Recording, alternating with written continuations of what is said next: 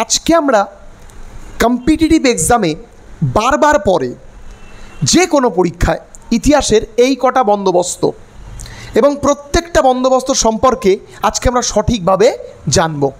কি কি বন্দোবস্তের মধ্যে রয়েছে? প্রথমে রয়েছে একশালা বন্দোবস্ত, পাঁচশালা বন্দোবস্ত, 10 শালা বন্দোবস্ত, চিরস্থায়ী বন্দোবস্ত। প্রথমে আমি বলি এই বন্দোবস্ত ওয়ার্ডটা কি। বন্দোবস্ত কথাটা হচ্ছে সেটেলমেন্ট করা। এখনও আমরা জমি কিনতে গেলে সেটেলমেন্ট করি, কিন্তু সেই সেটেলমেন্টের কনসেপ্টটা কিন্তু ইংরেজ ইস্ট ইন্ডিয়া কোম্পানির সময় থেকে এসেছিল।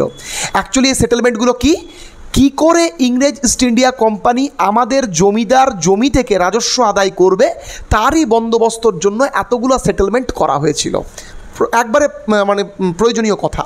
এবার হঠাৎ করে ইংরেজ ইস্ট ইন্ডিয়া কোম্পানি 1600 সালে আসলো, তারপরে এত দেরিতে হঠাৎ করে একশালা বন্দোবস্ত করলো কেন?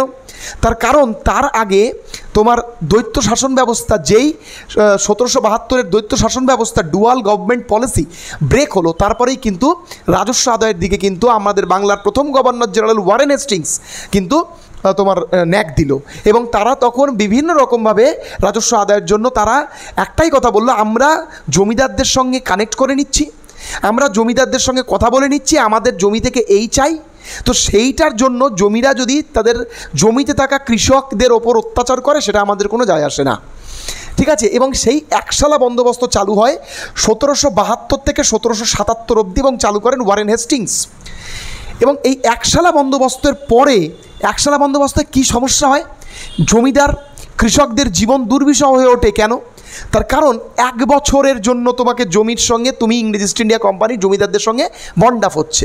ফলে এই 1 বছর একরকম সুদ, তারপরের একরকম বিভিন্ন আর এক রকমের সুদের হার, মানে সুদের হার বলতে রাজস্ব আদায়ের হার, কোনোবার 1/2 অংশ, কোনোবার তোমার হচ্ছে 1/9 অংশ, কখনো 1/8 অংশ, কখনো 1/6 অংশ।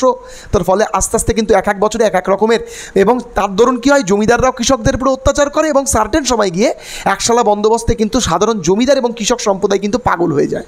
সেই সময় ইংরেজ ইস্ট ইন্ডিয়া কোম্পানি মানে আমাদের বাংলার গভর্নর জেনারেল ওয়ারেন হেস্টিংস বলল, ঠিক আছে আমি 1 বছর না 5 বছরের জন্য সেটেলমেন্ট করে দেব। এবং সেই 5 বছর করতে গিয়ে দেখা গেল পর্যাপ্ত পরিমাণে রাজস্ব যেভাবে প্রতি বছর ইংরেজ ইস্ট ইন্ডিয়া কোম্পানি পাচ্ছিল সেভাবে পাচ্ছে না এবং তাদের কিন্তু ঘাটতি দেখা যাচ্ছে। ফলে সেই সময় কিন্তু ইংরেজ ইস্ট ইন্ডিয়া কোম্পানির মানে আমাদের যে বাংলার গভর্নর জেনারেল ওয়ারেন হেস্টিংস বারবার বলছিল যে আমরা তাহলে পার্মানেন্ট সেটেলমেন্ট করে দেই, আমরা বলে দেই আমাদের এই দরকার, ঠিক আছে।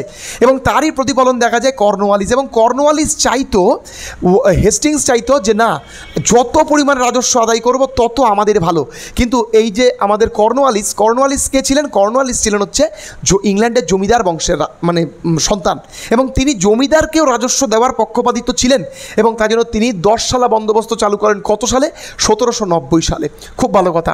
এবং 1790 সালে চালু করার পরে বিভিন্ন রকমের সমস্যা দেখা যায় এবং আলটিমেটলি চিরস্থায়ী বন্দোবস্ত চালু করেন 1793 সালে। তার কারণ পার্মানেন্ট সেটেলমেন্ট 1/9 মানে 1/9 অংশর পরিপ্রেক্ষিতে পার্মানেন্ট সেটেলমেন্ট চালু করেন লর্ড কর্নওয়ালিস। এবার একটা কথা বলে রাখি, এই 5 শালা বন্দের অপর নাম হচ্ছে 5 স্কুল সেটেলমেন্ট। কি বলো? 5 স্কুল সেটেলমেন্ট, ঠিক আছে। আর এই চিরস্থায়ী বন্দোবস্তের আরেকটা নাম হচ্ছে বাংলায় অনেক সময় দেয় পার্মানেন্ট সেটেলমেন্ট। ভালো করে মাথায় রাখবে। তাহলে 10 শালা আর পার্মানেন্ট মানে চিরস্থায়ী করে কর্নওয়ালিস, আর ওয়ারেন হেস্টিংস হচ্ছে আমাদের 1 শালা বন্দোবস্ত 5 শালা বন্দোবস্ত করে। ওয়ারেন হেস্টিংস আমাদের প্রথম বাংলার গভর্নর জেনারেল, আর কর্নওয়ালিস হচ্ছে এমন একটা গভর্নর জেনারেল যিনি আমাদের পুলিশি ব্যবস্থাকে গড়ে তুলেছেন। ভালো করে মাথায় রাখবে। তো চলো